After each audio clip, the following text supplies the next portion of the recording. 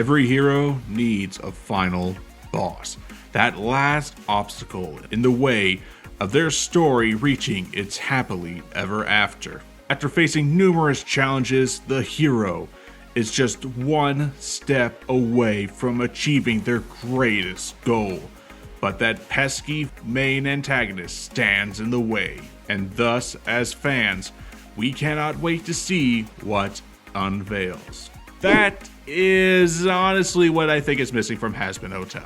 Hi guys, it's Dante from the anime Underworld, and today I wanted to discuss something about the Hazbin Hotel series, since season 2 might be releasing this year, and it got officially greenlit for 2 more seasons, with season 3 and 4. With that in mind, this is also a bit of a broader discussion topic that I wanted to, just get off my chest, and hey, I figured it'd be fun just to talk about. The concept theory of the final boss, the main antagonist, the end goal villain. It is possibly the most hype part of the story once it gets going. Once we've fallen in love with our main protagonist and whatever friends they made along the way, we know that somewhere down the line, every villain they face will pale in comparison to what will be their final challenge. This happens a lot in the hero's story. Think about it. In Owl House, there's Belos, the witch hunter who wanted to commit mass genocide on the Boiling Isles. In Avatar: The Last Airbender, there's Ozai, the Fire Lord, the man who was planning to burn the world to the ground to build a new nation from the ashes. In Seven Deadly Sins, Four Knights of the Apocalypse, it is now Arthur Pendragon, the man who was revered as a hero but has now fallen into chaos, becoming the evil king, who wants to protect humanity from the other races. In the first series of Fairy Tail, there were actually 2. Technically, it was Seraph and Actologia, the Black Mage and the Black Dragon of the Apocalypse. Now, in the sequel series, it is Ignea, Natsu's adopted brother, making fans wonder which one is the hottest. And of course, how strong is their flames. Boom! But you get the point. The heroes always need a final boss, the last obstacle that stands in their way.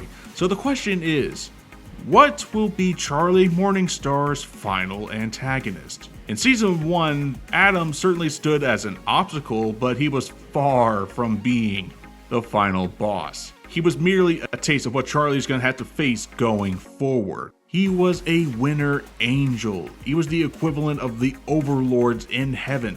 Extremely powerful, but we know that there are others above him who will stand in Charlie's way from the forces of heaven. I've seen a lot of people suggesting that God would be the final boss, but no.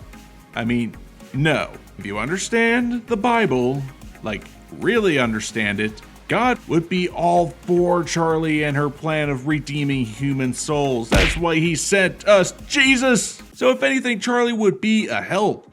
A lot better than those freaking cherubs that just make me want to punch them in the face. I'm sorry, I just really hate these little guys. Come on, look at these. Look at these biblically accurate cherubs. It looks to these little assholes. So no, not the big G-Man or the big J-Man themselves, no. But perhaps we shouldn't be looking towards heaven and look toward hell. A reminder, not all demons are probably going to be on board with, redeeming yourself to go to heaven. You have the V's, the trio of overlords who want to control the Pride Ring because 1, they're stuck there, and 2, they want to keep control of their clients. They're like Disney and Amazon and Google all wrapped into one. It's madness, I tell you. Madness! They don't want to lose their customers. They want control over them. But they're not exactly final boss material. They are overlords, but as from what we've seen from Helluvaboss, there are other demons that outrank them. And Lucifer is one of them. He's a 7 deadly sin. He is not only the king, but he is also the leader of the sins, the main lord himself. So if it's not the V's, and possibly, at least I hope, not God himself, then who? There is one character that I found, that a lot of fans seem to know about. Its name is Ru, the opposite of God. Where God is about light, purity, and creation, Ru is about darkness, damnation, and destruction. A being that was hinted at possibly in the beginning when you see this dark figure with the glowing red eyes. And when Lilith and Lucifer trick Eve into biting into the apple of forbidden knowledge, Ru was freed and thus preyed on humanity. Theories are that Ru has taken over Eve, Adam's second wife, and is possibly imprisoned somewhere in hell. My theory is that Ru is going to be the final antagonist and will stand against Charlie because she feeds on sin. She feeds on the cruelest aspects of humanity to feed their power. You could say that this would be the reason why Extermination Day really happened. They framed it as just fear of hell getting too big and one day overtaking heaven. But in actuality, it's to quell and stop this force of nature, the opposite of God, getting stronger. That would be Charlie's greatest antagonist, her final obstacle, facing sin itself. At least I hope so. I hope that maybe Ru could be the final antagonist, but there definitely needs to be a final boss. I don't want this to be like The Legend of Korra, where each season has its own final boss, because then it just gets a little muddled.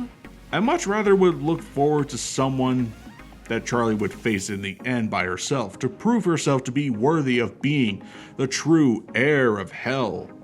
Her final challenge into saving humanity from damnation, to face sin itself. But hey, that's just what I'm suggesting. What do you think about final bosses for the series, and what do you think about them overall? Who are you excited for in the end game of your favorite franchise that's going on right now? Let me know in the comments. And if you love anime manga material, but also love more Western material, subscribe to the Anime Underworld. We'll be out with more videos in the future, so stay tuned. This has been Dante from the Anime Underworld, and I'll see you mortals later.